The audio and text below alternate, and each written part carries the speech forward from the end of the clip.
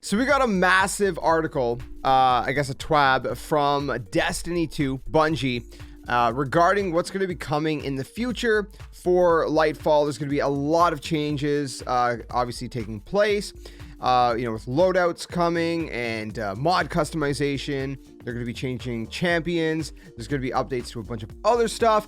And so I wanted to go over some of that and talk about it here in this video because, of course, as you know, last week we finished off and concluded the story of the final season. There's not really much more. There's some I guess quest stuff, but the actual main story quest line is done.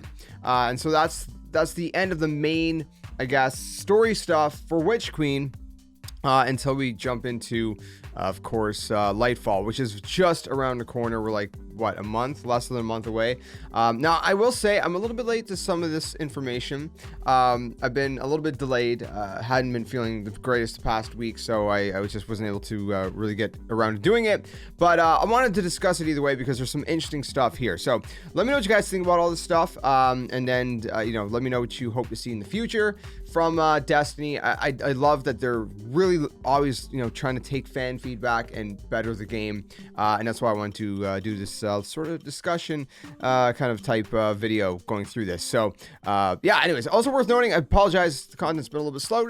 It's January. There's not a lot going on right now, but we're just going to start ramping up again. We got some games coming out obviously through the end of January and then into February. There's a lot of stuff going on. Let me know also, I did a poll on the community tab. Do you guys want to see some PSVR 2 content here on the channel? Leave a comment down below or go vote on that community poll. Anyways, let's get into this. So let's just go through the TLDR first. I think that would be kind of the best way to do this.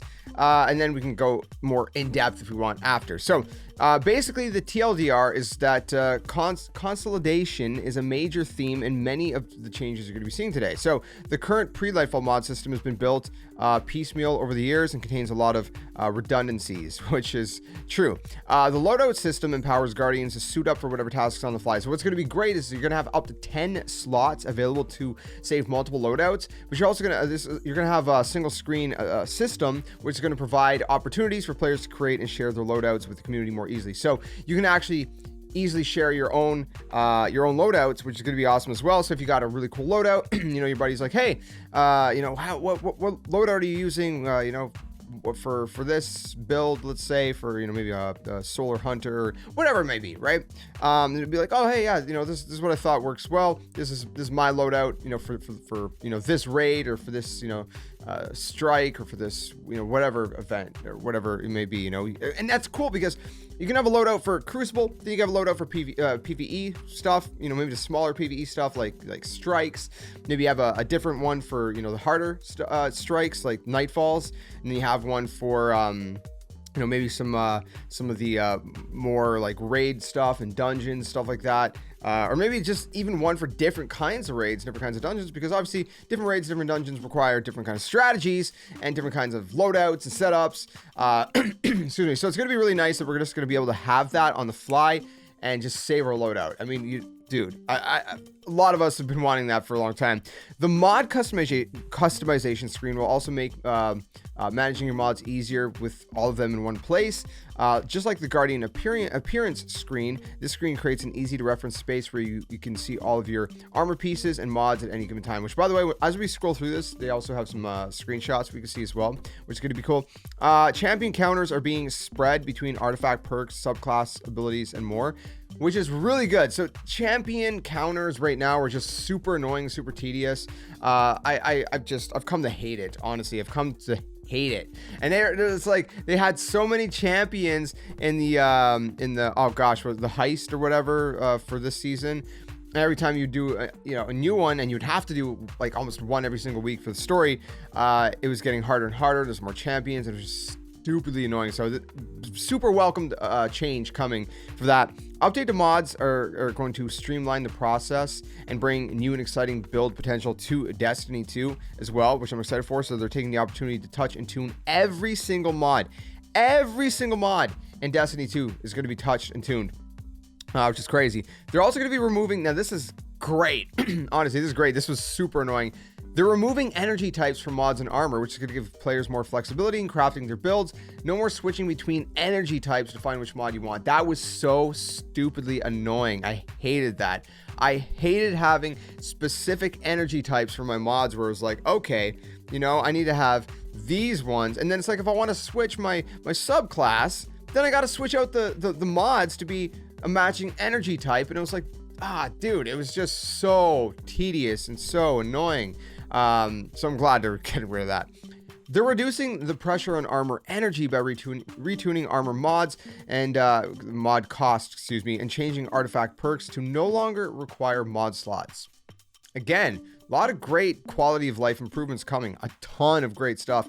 We're moving from weapon type specific mods to damage type specific mods for increased flexibility in builds. Again, these are just huge quality of life improvements. I think it's going to be massive. Now, going more into details, so we got loadouts. We can see like a screenshot, for example, and how that's going to work. So, for example, they, what we were talking about a minute ago, having a different loadout for different, activities. They actually, named this one Raid. So this one is called, Raid. And this is going to be, for this person's raid setup. And you can see that you can overwrite it. You can preview it. You could equip it. You can see all the stuff that's on, with the mods on each armor slot and all your weapons and what the weapon perks are and all that good stuff. So there's just a lot going on with these loadouts that I think is really, really nice. So they said that you can quickly swap entire sets of gear without numerous trips to the vault or having to open a second screen. Super, super awesome. Decreased time in between play sessions caused by needing to build a loadout. So again, it's just like get into the game, right? Less time spending just, tweaking this and tweaking that and blah, blah, blah. So much easier. Create ways to label loadouts for quick identification. Again, huge. Awesome stuff. They could say here you can see a warlock with 3 loadouts created of the 6 slots they've unlocked. You'll be able to unlock all 10 slots by progressing through the Guardian rank system. The Guardian rank system is something that they went through a little bit in a previous video, and that's what opens up if you click that clickable text there. Each loadout label has an assortment of colors and icons to choose from, including Crucible, Raids, Trials, Gambit, damage types, and more. So you can actually specifically put specific icons and colors to also help identify. So you could have a text, right, like Raid, but you could also have, if it's more for an arc build, then you can have that there. If it's more for like PvP, you can have an emblem of the Crucible, like the Crucible icon or whatever. Really cool stuff. Mods and customizations. To get a little bit more into this, you can see how this kind of works here on the mod customization screen. And again, it looks a lot more in depth. And not in depth, streamlined, I guess is what I'm trying to say. Looks a lot more streamlined. Now it's basically cut time on time managing mods, remove limitations that created confusing experiences. Yes, I got confused at times, man. Breaking down barriers to make build crafting fun. And that's the idea, right? Make it more fun. Giving players more understandable ways to earn mods. Remove the need to wait for 801 to sell a specific mod that you need. That's also huge. And retune mods to give players more forms of expression while also tamping down on areas of power creep. So again, this is going to be great stuff. I love it. By the way, we can see that we're at least going to be hitting 1801 in this new expansion, which was expected, obviously. But anyways, our new mod customization screen is going to make creating builds even much easier, faster, streamlined, whatever. And again, you can see how it kind of all works right here, right? Super easy, super streamlined. It just looks absolutely great in my opinion. They said there's also a tab at the top of the screen so you can switch over to see what perks and stats your current weapons have without having to switch back to your character screen. So you can see just like an LB and RB at the top, which is like armor and weapons, and then right here we're on the weapons category. So again, super good.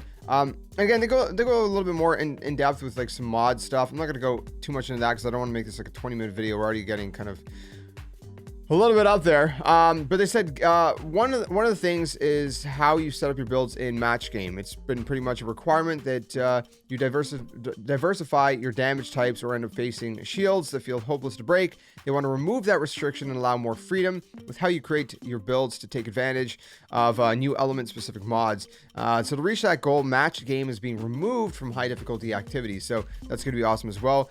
They're making a few tweaks how you can do damage to a different type of shields and things like that. Base shield resistance to non-matching damage types across the entire game is being adjusted to 50%, similar to Gambit now, they said. And we will have some other ways for you to do some bonus damage to shields that we'll tell you before launch and all that good stuff. So that's going to be great. Again, with the champions, right? So to go a little bit into this, barrier champions, where we got the solar, void, and strand counter, they said. So when using volatile rounds from your weapon, it will also pierce the barrier and stun the champion. When a player is radiant, their attacks pierce champion shields and stun them. Strand will also have a method of piercing barriers. So these are different ways to pierce the barrier champions.